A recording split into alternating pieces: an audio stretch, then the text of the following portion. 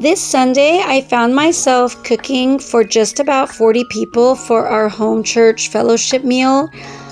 And I planned and purchased the food all by myself. I was going for about a $3 per person per serving budget. And so I think that did work out in the end. I spent $120 at Aldi and Walmart to get the items. The menu was pulled pork sandwiches with pickles and barbecue sauce, yellow potatoes with butter and salt, corn on the cob, a salad, mint tea, and then I also had to make some vanilla chai tea sweetened with stevia, and ice cream sandwiches, and a coffee bar. It basically all worked out.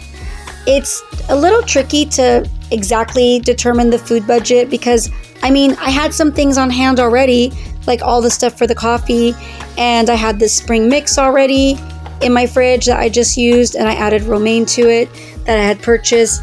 But then at the same time, we did have leftovers, and so in the end, I just feel like it all balanced out. Now, like I said, normally I have help. I don't usually have to do the meal all on my own, but this time was different.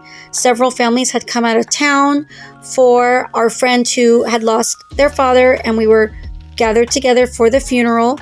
And then some of the usual family, like a single older woman and a family, they had not been able to come due to illness, and I wasn't going to make my friend who we were gathering to support have to bring anything this time. So I think it all worked out really well. It's a lot of effort, but this meal did feel pretty simple, and so I did want to share this video as maybe an encouragement to you. Like, if you do find that you have to feed a crowd in an unusual situation, I thought this was a really good, hearty meal. Everybody, seemed very happy about it. And especially when children come up to you and tell you that they like it, that does feel very genuine.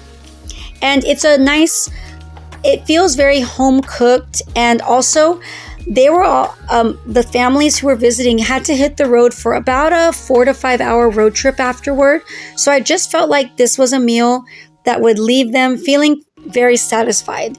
And so I think that it did the job. These are the tools I used. I also tend to overdo it. I just have this strange feeling like when I'm shopping for the food that people are going to starve, but nobody's starved. These are all the leftovers, the potatoes, the corn, this whole salad was left over. And then I also had a whole half bag of potatoes that I didn't even cook and some ice cream sandwiches, but that's a good feeling. I don't like that. Even thought that we might run out of food. If I were to have done this meal differently though, I would have bought more meat so that everyone could for sure have exactly what they wanted.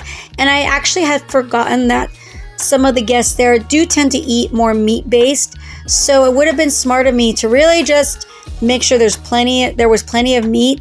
And yes, I could have cut back on the salad. I did make some choices as well. I really was trying to go for this budget. So, for example, at Aldi, I didn't buy the fresh corn because that would have been more expensive. I went to Walmart, and that was the one thing I bought from Walmart was their frozen corn. And the